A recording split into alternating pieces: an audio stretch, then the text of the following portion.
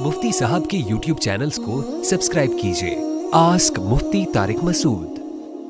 क़सर नमाज कितने किलोमीटर पर है? नमाज़ें क़सर करने के लिए कितने किलोमीटर की दूरी तय करना ज़रूरी है? नासिर हुसैन साहब इंडिया से।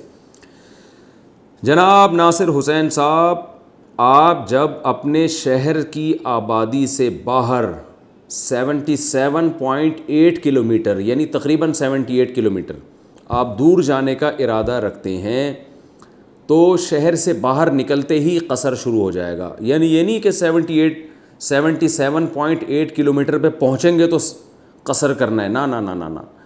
शहर से बाहर 77.8 किलोमीटर दूर जाने का इरादा हो, यानी इससे इतना या इससे ज़्यादा दूर जाने का इरादा हो तो आप मुसाफिर बन जाएंगे शहर से बाहर निकलते ही, चाहे इतने किलोमीटर दूर ना भी पहुँचे आप। यानी मैं कराची से इसकी मिसाल देता हूँ। कराची से हैदराबाद 150-200 किलोमीटर है। तो जब आप कराची से हैदराबाद जाते हैं तो ज़ाहिर है 77.8 किलोमीटर से ज़्यादा दूर जा रहे हैं। 77.8 याद करना मुश्किल होता है, 78 किलोमीटर याद रखें। तो आपने क्या करना है कि जैसे ही आप कराची की आबादी से, आप हैं तो इंडिया के लेकिन मिसाल मैं कराची की दे रहा हूँ, तो आप जैसे ही कराची की आबादी से बाहर निकलेंगे यानी कराची के मुज़ाफ़ात भी ख़त्म हो जाएंगे तो फिर आप सफ़र की नमाज़ शुरू कर देंगे। और अगर इतना इससे कम दूर जाने का इरादा है 78 किलोमीटर से, तो फिर आप शहर से बाहर निकल के भी सफ़र वाली नमाज नहीं पढ़ेंगे।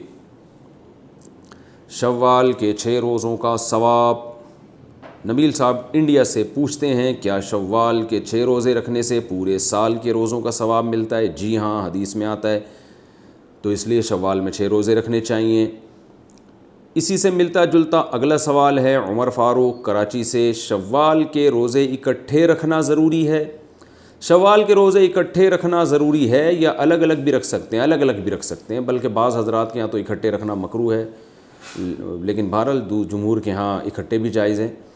तो लेकिन बेहतर यही है कि इकट्ठे ना रखें, पूरे शव्वाल में उसको तक़सीम कर दें।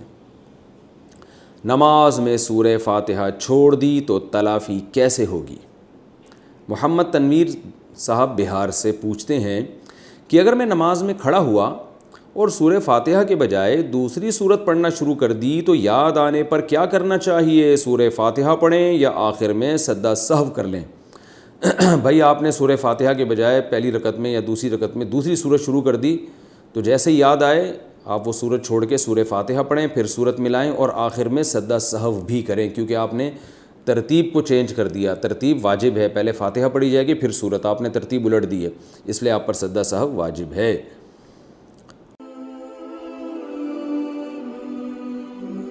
आस्क मुफ्ती तारिक मसूद।